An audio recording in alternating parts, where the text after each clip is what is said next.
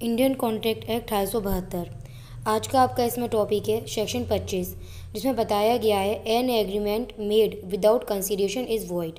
For example, अगर ए और B दो पार्टी हैं जिसमें ए बी को 1000 रुपये देने के लिए एग्री होता है। यहाँ पर ए को तो कोई कंसीडरेशन मिल ही नहीं रहा है और सेक्शन 25 की रूलिंग साफ कहती है कि अगर कोई भी एग्रीमेंट है जिसमें कंसीडरेशन नहीं है तो वो एग्रीमेंट वॉइड माना जाता है। लेकिन सेक्शन 25 में कुछ एक्सेप्शन भी बताए गए हैं, जिनमें बताया गया है कि अगर कोई भी ऐसे एग्रीमेंट होते हैं तब वहाँ पर कंसीडरेशन के बिना भी वो वैलिड माने जाएंगे। जिसके लिए सबसे पहला पॉइंट आएगा इसमें एक्सेप्शन में सेक्शन 25 का सब पॉइंट 1। सबसे पहले हम यह एग्जाम्पल के थ्रू क्लियर करेंगे इसे भी हम। ए और बी दो पार्टीज़ हैं, ए फादर है और बी उसकी डॉटर है। जो फादर और डॉटर हैं ऑफकोर्सली उनके बीच में नियर रिलेशनशिप पाया जा रहा है। यहाँ पर फादर अपनी बेटी बी से, डॉटर जो हैं उनसे रिटन और रजिस्टर्ड प्रॉमिस बनाते हैं कि वो उनको एक वॉच देंगे, उसको एक वॉच देने के लिए एग्री होते हैं फादर जो हैं।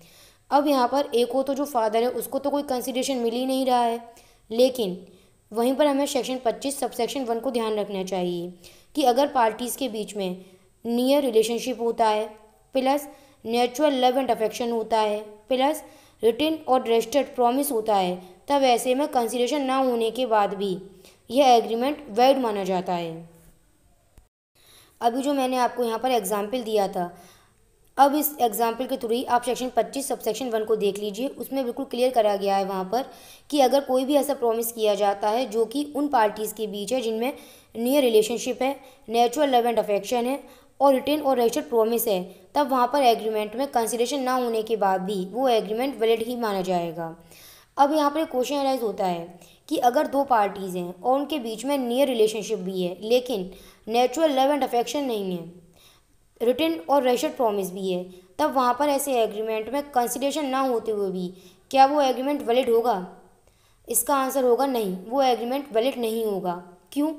अब हम बताते हैं। इसका एक केस है, यहाँ पर राजलक्ष्मी देवी वर्सेस भूतनाथ मुखर्जी का केस है और इसी केस में इस बात को बताया गया था कि अगर पार्टीज़ के बीच में नियर रिलेशनशिप है पर नेचुरल लव एंड अफेक्शन नहीं है, चाहे वहाँ पर किया गया प्रॉमिस रिटन और रजिस्टर्ड ही क्यों ना हो, तब वहाँ पर वो एग्रीमेंट वैलिड एग्रीमेंट नहीं कहा जाएगा, मात्र इस आधार पर कि वहाँ पर कंसीडरेशन नहीं है या फिर इस आधार पर कि वो सेक्शन 25 सबसेक्शन 1 के एसेंशियल रखता है। क्यों? अब इसके फैक्ट्स हम बताते हैं आपको। जैसे कि हस्बैंड वाइफ हैं, इस फैक्ट में यह था, इस केस में फैक्ट्स क्या थे? इस केस में यह था कि यहाँ पर हस्बैंड और वाइफ थे।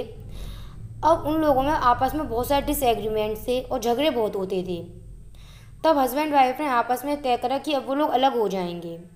इसमें जो हस्बैंड था उसने एक रिटन और रजिस्टर्ड डॉक्यूमेंट बनवाया और उसके तहत उसने यह करार किया रिटन में अपनी वाइफ से कि इतने डिसएग्रीमेंट्स होने की वजह से वो लोग आपस में अलग हो रहे हैं और उसका हस्बैंड उसको हर महीने एक फिक्स्ड राशि अमाउंट दे दिया करेगा ताकि वो उससे अलग रहे।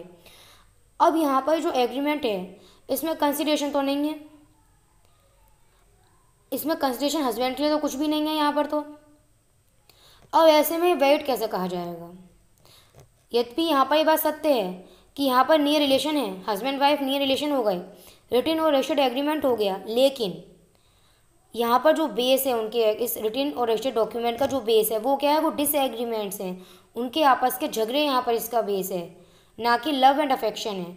और मैं शुरू में भी कहा था सेक्शन 25 सबसेक्शन 1 के तहत 3 एसेंशियल होने बहुत ज़रूरी हैं।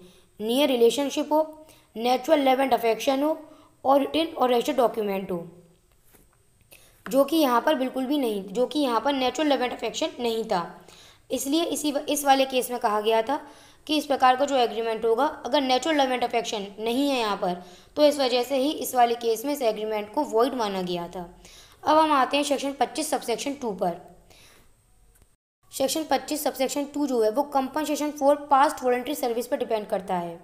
इसे भी हम एक एग्जाम्पल के थ्रू ही समझेंगे।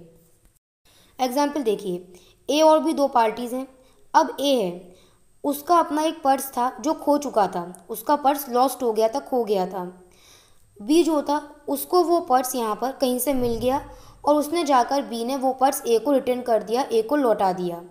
जिस वक्त बी ने ए को वो पर्स लौटाया तो ए ने बी से प्रॉमिस करा कि वो उसे इस बात के लिए कंपनसेट करेगा और वो उसको 1000 रुपये देने को तैयार हो जाता है। ए बी को ₹1000 देने को तैयार हो जाता है, क्योंकि बी ने ए का जो लॉस्ट खोया हुआ पर्स था वो उसको लाकर दिया है यहाँ पर। और वैसे में मैं एक बात बता दूं कि जो यहाँ पर प्रोमिसर कौन है, पहले तो ये देख लो। ऑफकोर्सली यहाँ पर प्रोमिसर ए है, क्योंकि वो बी को ₹1000 देने की प्रॉमिस कर रहा है, ठीक है। लेकिन यहाँ पर जो प्रोमिसर है ए, वो बी को यह प्रॉमिस क्यों कर रहा है, क्योंकि बी ने वॉलंटरी एक काम किया था। क्या काम करा था बी ने ए के लिए, कि ए का जो पर्स खो चुका था, बी ने वो पर्स लाकर ए को लौटा दिया था। तब उसके बदले में ए यहाँ पर उसे कंपनसेट करने की बात कर रहा है। अब आप यहाँ पे 25 सबसेक्शन 2 की लैंग्वेज देखें। इसमें आप यहाँ से देखें, a person who has already voluntary done something for the promisor.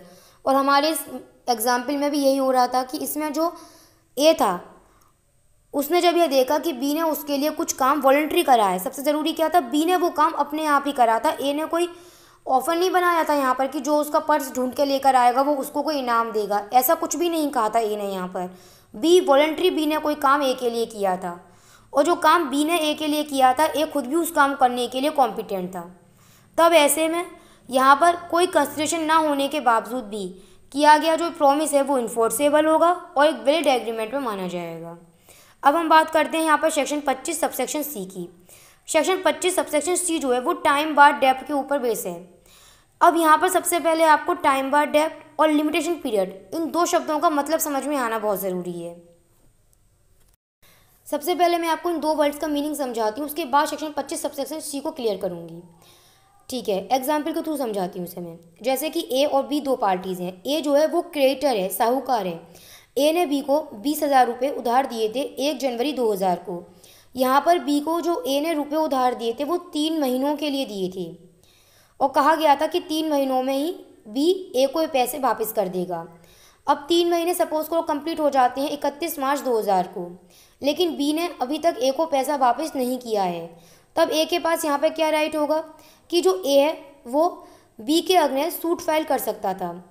अब यहाँ पे एक बात बता दूँ, किसी भी मुकदमे को या सूट को फाइल करने का एक लिमिटेशन पीरियड होता है, जिसके बारे में लिमिटेशन एक्ट 1963 में बताया गया है। प्रेजेंट एग्जाम्पल में जो लिमिटेशन पीरियड है वो 3 साल का है, कि जिस वक्त 31 मार्च 2000 तक जब पैसे नहीं आए हैं, तब से 3 साल के भीतर ए को यहाँ पर बी के अगेंस्ट सूट फाइल कर देना चाहिए था, लेकिन ए ने सूट फाइल नहीं करा है बी के अगेंस्ट। अब ऐसा ना करने की वजह से जो लिमिटेशन पीरियड दिया गया था ए को, वो ख़त्म हो गया। अब यहाँ पर यह जो डेप्ट होगा 20,000 रुपये का जो बी के अगेंस्ट था, हम इसी डेप्ट को यहाँ पर टाइम बार डेप्ट कहते हैं। और इस टाइम बार डेप्ट का रिजल्ट यह हो जाएगा कि जो ए है, अब वो इस यहाँ पर बी से इस पैसे को वसूल नहीं कर सकता होगा, क्योंकि उसका जो लिमिटेशन पीरियड था सूट फाइल करने का वो ख़त्म हो चुका है। इस वजह से आपको यहाँ पर टाइम बार डेप्ट और लिमिटेशन पीरियड समझ में आ गया। अब सेक्शन 25 सबसेक्शन सी समझते हैं। यही इसी एग्जाम्पल के थ्रू आगे बढ़ते हैं हम, कि जब बी है उसने जो ए था उसने 3 साल के भीतर सूट फाइल नहीं किया, उसका लिमिटेशन पीरियड ख़त्म हो गया।